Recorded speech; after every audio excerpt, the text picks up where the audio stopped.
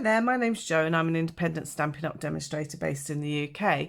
I'm really pleased to be joining you today as the new member of the Positive Inkers design team. I was really privileged to be asked to join the team and I'm really excited to be sharing my first project with you. So today is based on a sketch. So if you hop over to the coordinating blog hop, you'll see the sketch that we've had to follow. I hope you're going to like what I'm going to make for you today. So this is my card base. Now this is grey granite and this measures 21 centimetres across by 14.85 centimetres down, and then I scored it at 10.5 centimetres to give it our card base.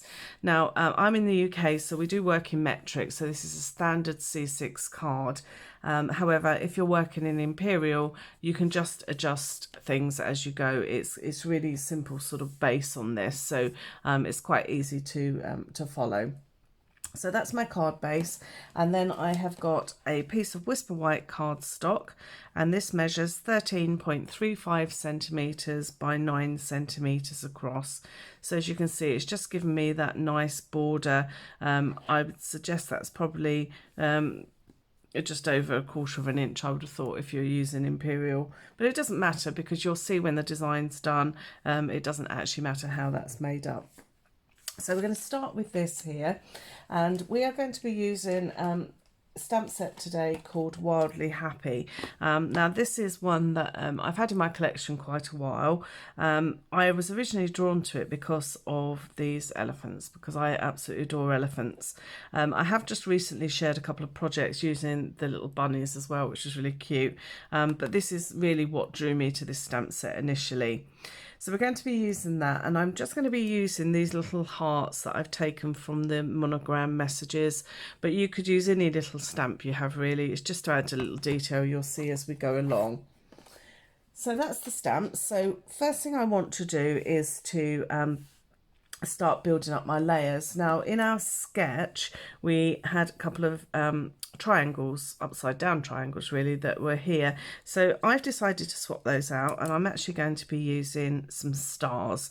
Now these are taken from our Stitch Stars dies, so this is a really nice collection of lots of different sizes in stars and styles, and there's some little swirls in there, all sorts of things really, but it's a great little set, and one I use quite a lot, so it's quite a useful set. Okay, so that's I'm going to pop that to one side because what we first need to concentrate on is our elephants. So I've just got a scrap of Whisper White here, and I'm going to be using our Memento ink. I'm going to be using Stampin Blends, so that's why I'm using Memento. We mustn't use things like alcohol-based ink pads like StazOn, for example, because the alcohol will blend together with your pens. So you always want to go for Memento if you're using Stampin Blends. And I'm just going to be using 3 pens today, so it's really sort of monotone, but it's quite effective the way it can work.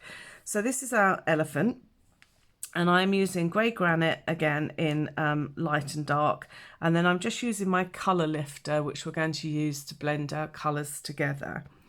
Okay, so I always tend to use the small end of my pens when I'm doing detailed work. I just find it's easier that way, and I have more control over what they actually do. So I know I've got dark, light, and then my colour lifter. So I'm going to start off first of all with my little baby elephant here, and I'm just going to start adding some dark colour just to one side of his face. I'm doing dark here because he's tucked up against his mum, so he's naturally going to have a darker edge on that side. Okay, I'm then going to bring in the light grey granite, and I'm just working in little circular motions, and I'm just going to start bringing some colour through, and you'll see the dark automatically starts to disappear a little bit. So whilst it's still wet, I'm just going to add a little bit more of the dark just to build that up. Okay, a little bit more of the light. I'm then going to use my colour lifter because you can see this has got quite a harsh edge on here.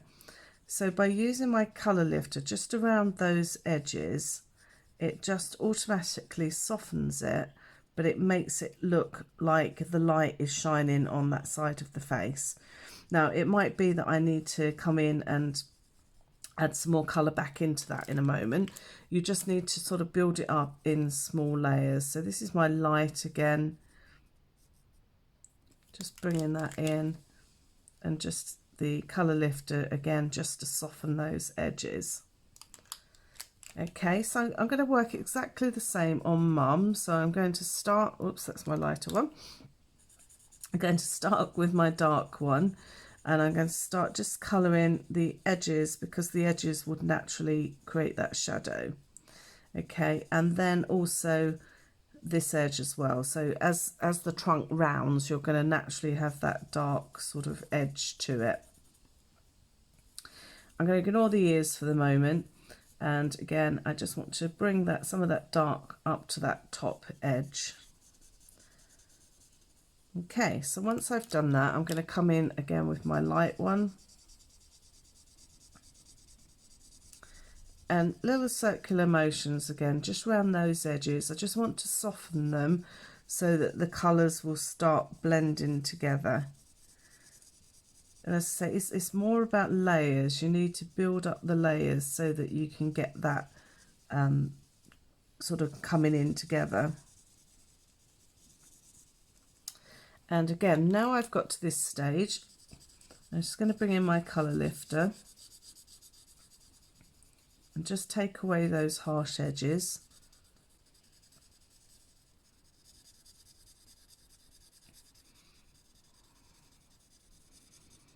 Okay, so I'm going to bring in my light one again, just add a little bit more. And you just basically keep building them up until you're quite happy that they've all blended together nicely. Now when I get to this stage, I tend to let it dry. I tend to let it sort of have chance just to all the colours to blend together naturally, and then I will come back and add some more detail if I feel that it needs it. So I'm going to move on to the ear, and again this part under here would probably be that little bit darker.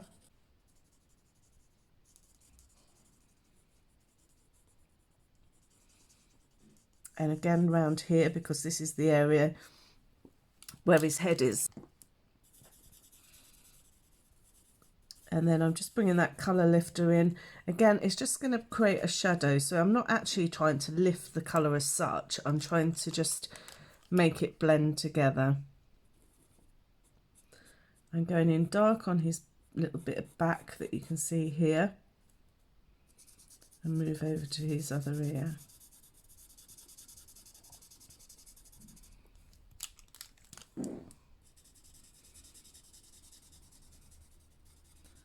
Again, where they join, just do those circular motions. And now the colour lifter.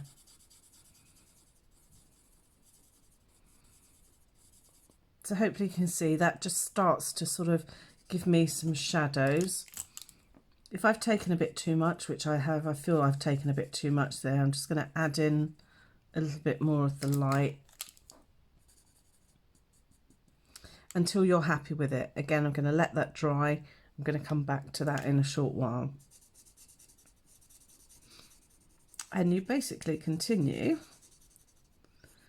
until you're happy with your finished elephant. Now, just to save a little bit of time, I have actually a complete one. So as I say, you just continue basically as I've just done there until you've built up your whole elephant. But I have actually completed one and cut it out so that you can see roughly what it looks like when it's completed.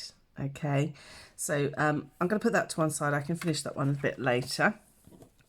So this is my elephant that's going to sort of sit here on my stars, and then I'm going to have a little greeting which is going to pop along here, and I want to add just a few little of the hearts that I was talking to you about earlier.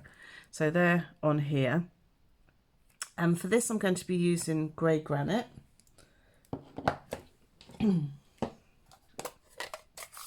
So notice I haven't stuck any of these down yet, but I just want to position them so I can roughly see where I'm going to position my hearts.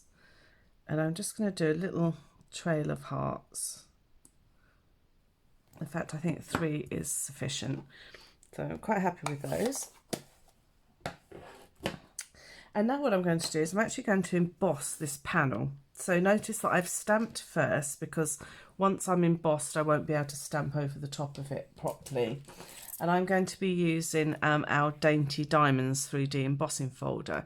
Now this is actually part of the Peony suite, so it's completely a contrast to what we're doing here, but everything works so well together, which is great about the products.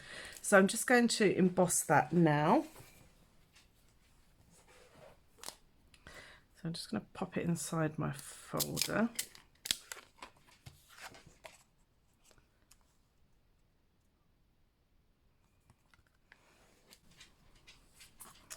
Okay, so I'll just take that out.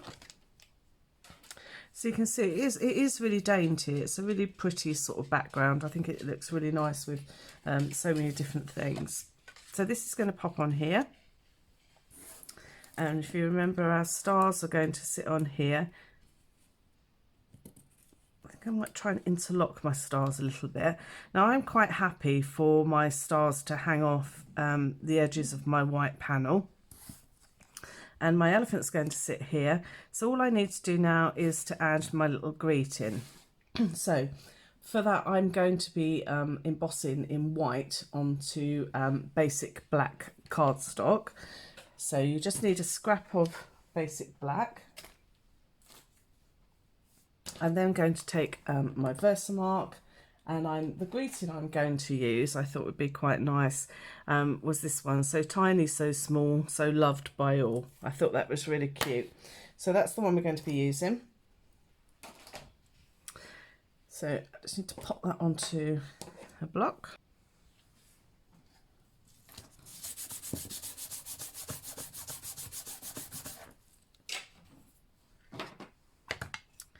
Okay, so I'm just going to ink my stamp.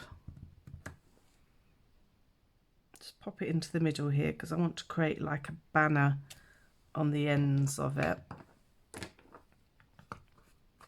And I'm using white embossing powder.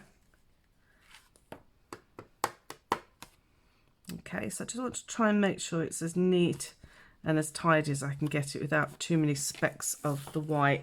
It is difficult to literally get rid of them all, but we've done all we can with our duster. So I'm just going to heat that now. Okay, so that's our embossed panel. Now what I want to do is I want to trim this, and I'm going to create a banner which is going to go across the actual side. So the first thing I'm going to do is just to trim off some of that at the bottom. And this little trimmer is so useful for just making sure that you're getting a really nice trimmed section. So it's great for these little jobs. So I'm just going to line it up where I think I need to put it. And I can just use these lines as a guide so that I know that when I cut it, it's going to be reasonably straight.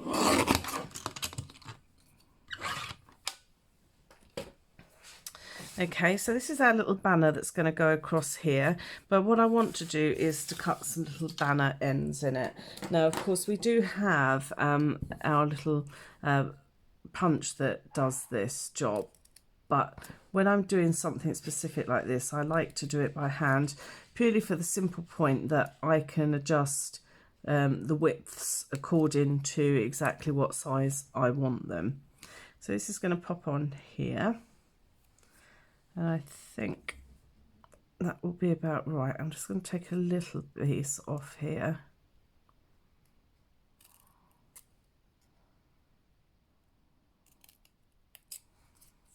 Okay, what some people do is to cut up the middle and then cut side to side, which is another really good way to get a nice point on it. When you've been doing it a while, you kind of do it automatically without really thinking about it. Okay, so this is going to pop on here, and this is my little elephants are just going to tuck behind there like that. So I'm quite happy all my elements are together.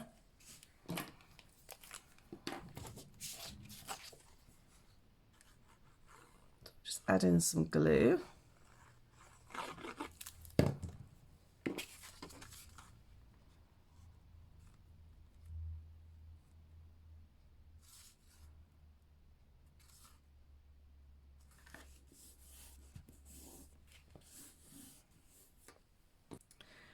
So I'm just going to interlock these slightly.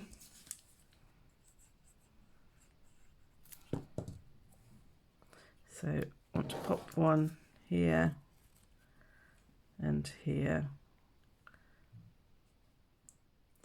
I don't mind which is at the top, the grey or the white. I'm not worried at this.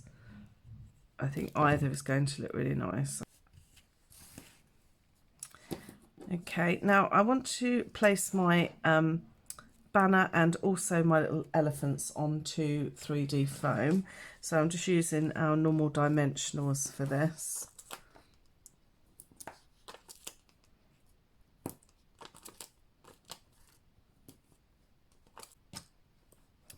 And also onto my banner, so I'm just using these end pieces for this. We don't throw anything away. Okay, so I'm going to pop this on first because I'd rather this be in place and then I can adjust my elephants. So as I say, I don't mind that I've gone over the edges here and also here. I think it sort of kind of helps bring it all together really.